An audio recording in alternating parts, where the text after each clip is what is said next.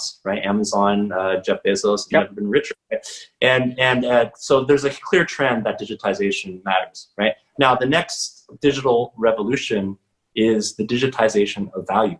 Okay, that means that anything of value now can be digitized. Okay, whether it started out with Bitcoin, which was a virtual asset, but it could be bars of gold, it could be works of art, it could be real estate. The last two examples I gave, those are extremely non-fungible asset classes. Real estate is a $216 trillion market. It represents 60% of global wealth. And if anybody who's tried to exchange real estate knows how painful that is. But now we can fractionate its ownership. We can actually tie it to a digital asset. And now I can zap it, my shares of a piece of real estate to you through my wallet with no intermediaries at zero cost, and and have total transparency in doing so. That is game changing, right? And it's not even just that. We can even go to digitize anything of sort of abstract value. San, your future prospects as an entrepreneur could be tied to a digital asset. Those revenue streams of your future salary and the money that you make can be legally, attached to a digital asset. And I can start trading Sandcoin, right? This sounds a little bit far out, but then you compare it to the stock market for stocks, and it's exactly the same thing.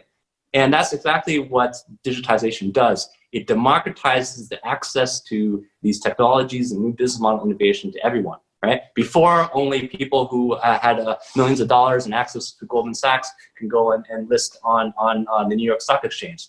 Tomorrow, Sam will issue his own coin and click a couple buttons and be able to digitize his future net worth. That's game changing. All of that is happening pretty much right now. Meaning the ideas have been around for quite a few years. The first wave of ICOs in 2017 when we had that debate, it didn't really pan out, right? But the new securitized, regulated forms of that are coming out. We call them SPOs and things like that, which are just getting off the block.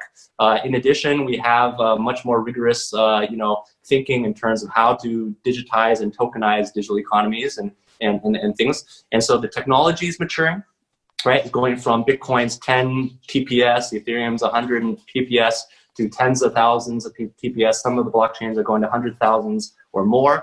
Which means that we can do, Visa network is 50,000 TPS. So we can do scaled enterprise, institutional grade stuff on these blockchains. They're more secure, smart contract frameworks are built on top. And so basically all of it's coming together so that it really lowers the bar for people to join the digital economy and latch onto these tools. And so I think we're on the brink. And then the final piece, of course, is the regulation, right? We got Switzerland, Singapore, Germany, and I'll mention quite prominently, China is going to lead the way in not just the digital RMB, which everybody's heard about, but also regulated digital assets. And the difference is Switzerland, Singapore, for all their innovation and bleeding edgeness in terms of defining the rules, they're tiny economies, right?